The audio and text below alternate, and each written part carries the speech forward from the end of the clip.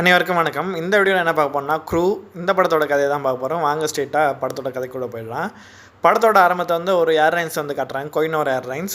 அதில் 3 ஏர் ஹோஸ்டர்ஸ் இருக்காங்க. தபு, கரீனா கபூர், அப்புறம் கிரண். 3 ஏர் ஹோஸ்டர்ஸ் இருக்காங்க. கூட நிறைய ஏர் ஹோஸ்டர்ஸ் இருக்காங்க. இந்த 3 ஏர் ஹோஸ்டர்ஸ் பற்றிலாம் கதை தான் இந்த படம். இங்கே 3 ஏர் ஹோஸ்டர் வேறு பார்க்குறாங்க. அந்த சமயத்தில் என்னென்னா, கோஹினூர் ஏர்லைன்ஸை வந்து பேங்க்ரப்ட், அதாவது வந்து திவால் ஆயிடுச்சுன்னு சொல்லி அனௌன்ஸ் பண்ணிட்டதாக வந்து கவர்மெண்ட்டை வந்து நியூஸ் வந்துட்டுருக்கு. இங்கே 3 பேருக்கும் வந்து காசோட வந்து ரொம்ப தேவைப்படுது. ஒரு நாள் வந்து அந்த ஃப்ளைட்டை வந்து ஒரு வயசான தாத்தா பேண்ட் பாக்கெட் ஷர்ட்டெலாம் வந்து தங்கத்தை வச்சுட்டு வந்து மயங்கி விழுந்துறாரு. என்னன்னு சொல்லிட்டு தபு நெஞ்சழுத்தி மூச்சை கொடுக்குறான்னு சொல்லி பார்த்தா அவர் உடம்புலாம் வந்து தங்கம். அப்புறம் அவளை வந்து போலீஸ் எடுத்து வந்து விசாரிக்க ஆரம்பிச்சிட்டாங்க. அதுக்கப்புறம் என்னென்னா வந்து 6 மாதம் வந்து இந்த ஏர் ஹோஸ்டர்ஸு அது மட்டும் இல்லாமல் வந்து கேபின் க்ரூ யாருக்குமே வந்து இந்த கோஹினூர் ஏர்லைன்ஸ்காரங்க வந்து காசு தர்ற, ஏன்னா வந்து ஏர்லைன்ஸ் வந்து நஷ்டத்தில் போகுது அப்படின்னு வந்து சொல்லி காசை தராமல் வச்சுட்டு இருந்தாங்க. கரீனா கபூர்னால வீட்டு வாடகை கட்ட முடியல, தபுனால அவங்க தம்பி காசு தர முடியல, இப்படி ஒவ்வொருத்தங்களுக்கும் ஒவ்வொரு பிரச்சனை வந்து இருந்துகிட்ருக்கு. அதனால வந்து தபு வந்து என்ன பண்ணுறாங்கன்னா வந்து அவங்க மேனேஜர் ஒருத்தர் இருப்பார் அவங்க கோஹினூர் ஏர்லைன்ஸில். அவரை பார்த்து வந்து என்ன ஆச்சுன்னு சொல்லி விசாரிக்கலான்னு சொல்லிட்டு போவார். விசாரிக்கும் போது வந்து சொல்கிறேன், ஆமாம் பேங்க்ரப்ட் ஆகிடுச்சு, என்ன பண்ணுறது அப்படின்னு வந்து சொல்கிறாங்க. அதுக்கு வந்து தபு வந்து அழ ஆரம்பிச்சிருவாங்க. சரி எதாவது பண்ணலாம் அப்படின்னு சொல்லிட்டு அவங்க அங்கேருந்து கிளம்பி வருவாங்க. கிளம்பி இந்த கோஹினூர் ஏர்லைன்ஸோட இந்த ஸ்டோர் ரூம் இருக்குல்ல, ஸ்டோர் ரூமில் வந்து இந்த ஃப்ளைட்டை தர சாப்பாடுலாம் வச்சுட்ருப்பாங்க. அந்த இடத்துல வந்து கரீனா கபூர், தபு, அப்புறம் கிரண் எல்லோரும் வந்து தேவையான ஸ்நாக்ஸ்லாம் வந்து திருடிட்டு போகிறாங்க, யாருக்கும் தெரியாமல். இதை வச்சாது எப்படியாவது வந்து சமாளிப்போம் அப்படின்னு சொல்லிட்டு அதில் வந்து திருட்டு அங்கே வந்து கிளம்பி போயிடுறாங்க. அப்புறம் கொஞ்ச நாள் கழித்து தெரிய வருது, அந்த மேனேஜர் தான் வந்து இந்த தங்க கடத்துக்கு வந்து ஹெல்ப் பண்ணார் அப்படின்னு சொல்லி தெரிய வருது.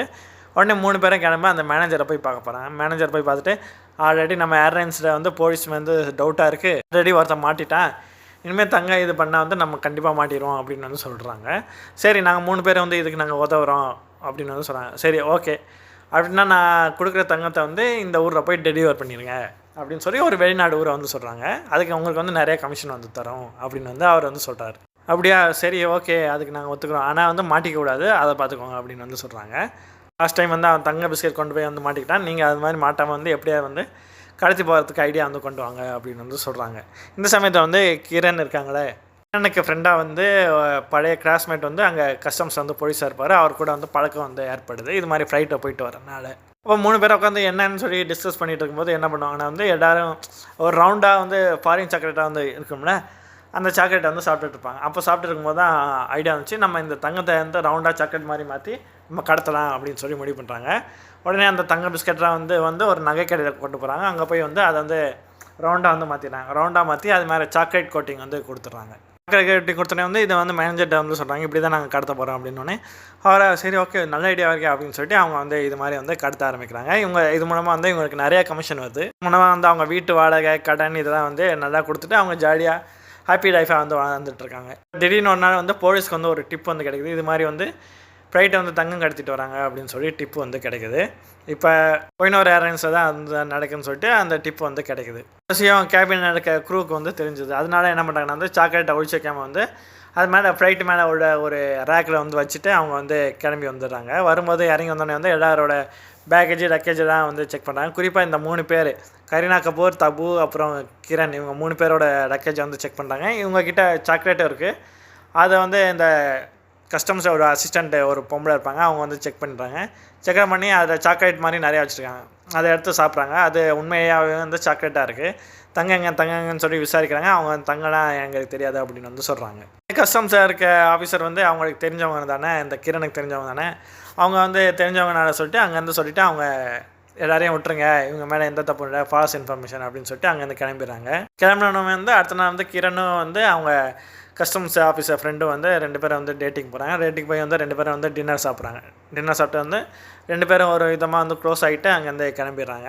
கிளம்பினோடனே வந்து 2 நாள் கழிச்சு நியூஸில் வந்து தெரிய வருது, இந்த கோஹினூர் ஏர்லைன்ஸ் வந்து பறக்கும்போது இந்த ஃப்ளைட்டை பறக்கும்போது வந்து இப்படி ஆடும்ல, அந்த அதிர்வில் வந்து மேலே வந்து சாக்லேட்டாக விழுந்திருக்கு.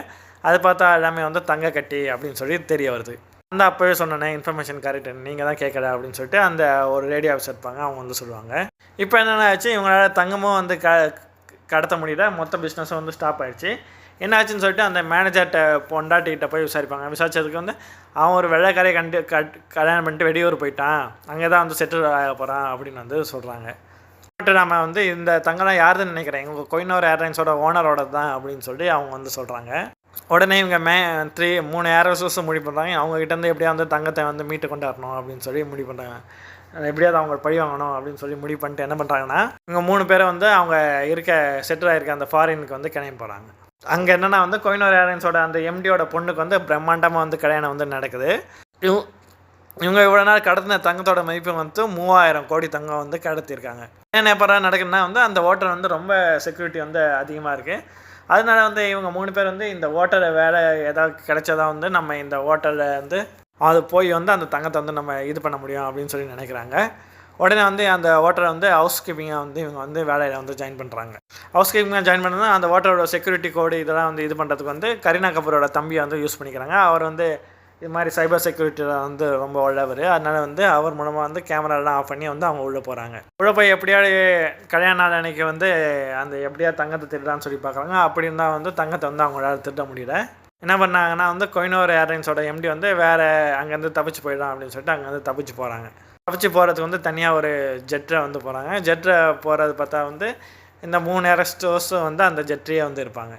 கேபின் க்ரூவாக மாறிட்டு அங்கே வருவாங்க. வந்து ஸ்டார்டிங் வெல்கம் ட்ரிங்காக வந்து கொடுப்பாங்க. அந்த வெல்கம் ட்ரிங்க் கொடுத்தோடனே வந்து எல்லாரும் வந்து மயங்கி விழுந்துருவாங்க. மயங்கி விழுந்தோடனே வந்து அவங்க அங்கேருந்து எப்படியாவது லேண்ட் பண்ணணும்னு சொல்லிட்டு ட்ரை பண்ணுவாங்க. கிரண் வந்து அந்த புக்கெல்லாம் படித்து வந்து ஃப்ளைட்டை வந்து எப்படியோ வந்து லேண்ட் பண்ணிடுவாங்க. லேண்ட் பண்ணிட்டு ஒரே ஒரு தங்கப்பெட்டியை விட்டு மற்ற ஆளுக்கு ஒரு 4 தங்கப்பெட்டியை வந்து எடுத்துகிட்டு அங்கேருந்து கிளம்பி போயிடுவாங்க. இவங்களோட கஸ்டமர் ஃப்ரெண்டு வந்து அங்கே வந்து வந்திருப்பார். இவர் வந்து இவங்க கூட கூட்டணியில் இருந்திருப்பார்.